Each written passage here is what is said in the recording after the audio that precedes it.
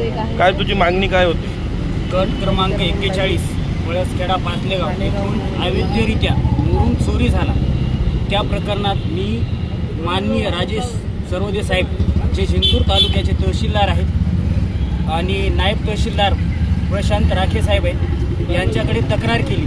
त्यांनी प्रशासनाचे कर्मचारी पाठवून जेसीबीला सील लावले व रात्रीच्या काळोख्यात जेसीबी रातोरात फरार केली आणि म्हणतात की तिथून ते जे होतं ते अगोदरच झाले, आम्ही संमती दिली होती, तुमच्या गावातले काही लोक आले होते। तर संबंधित माझं म्हणणं एकच आहे, तर गावातील लोक आले होते, माझ्या शेतापुरताच शिवरस्ता होणार होता का?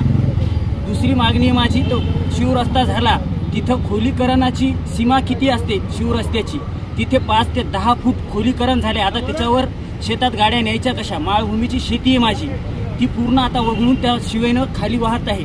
आता शेती माझी निकामी झाली, येणं जाणून बुजून रीतसर एक गरीब शेतकऱ्याला व SC समाजाच्या शेतकऱ्याला कसं सतवायचंय ह्या उद्देशाने येणं हे पूर्ण कारस्थान रचलेलं आहे। सोबतच यांनी ज्यावेळेस मी अर्ज द्यायलो त्यावेळेस म्हणायचे तो मंत्र्याचा माणूस आहे, याचा माणूस आहे, त्याचा माणूस आहे, नादी लागू नको, जाऊ दे सोडून, असे मला हे करत होते। रात्री पण माझ्याकडे पोलीसवाल्यांना पाठवून त्यांनी मला पण रात्री उचलण्याचा पण प्रयत्न केला, परंतु मी सरांना सांगितलं सर मी तुम्हाला येऊन भेटतो, कारण की आता यांनी माझ्यासोबत 1 वर्षापासून खेळ चालवलेला आहे, तर हे दप्तर दरंगाई अंतर्गत पात्र नाहीत का?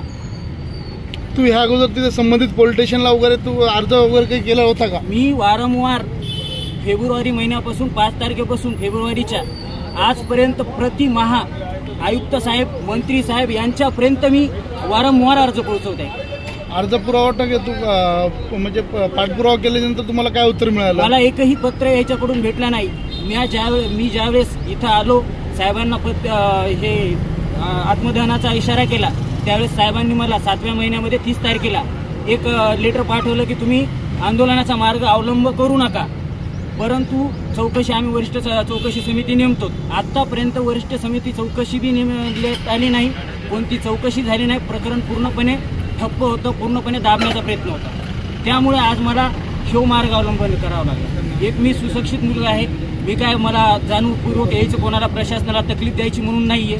आज पण पोलीस कर्मचाऱ्यांनी म्हणावं की यानं पत्रकार नात्याने आम्हाला येऊन त्रास दिला किंवा आमच्या मागे लागला, मी कधीही प्रशासनाच्या याच्यामध्ये राहतो, पण प्रशासन माझ्यासोबत अन्याय करायला तर मग माझ्यावर घरची पण जबाबदारी आहे, बाकीच्या पण जबाबदारी आहेत, मग ह्याच्यामधून कसं निघायचं? तर मग मी हे शेवटचा पर्याय निवडलेला आहे। म्हणजे शेवटचा पर्याय आत्मदहन करण्याचा शेवटचा पर्याय असा आहे? कारण की आता माझी शेती तर काही कामात राहिली नाही, माझं पूर्ण उपजीविका त्याच्यावर होती। एक तर पहिलीच कोरडवाहूची शेती, तिच्यात काय पिकतं तुम्हाला पण माहिती आहे साहेब, तर तिच्यात काही पिकत नसल्यावर मग काय राहणार आहे आपल्याला? तुझं नाव?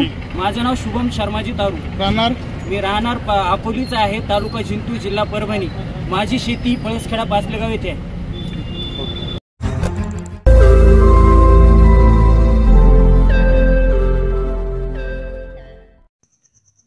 रोज नई खबरों को देखने के लिए हमारे औरंगाबाद समाचार चैनल को सब्सक्राइब कीजिए और नोटिफिकेशन पाने के लिए हमारे बेल आइकन को दबाइए ताकि हर खबर की नोटिफिकेशन आपको मिलती रहे।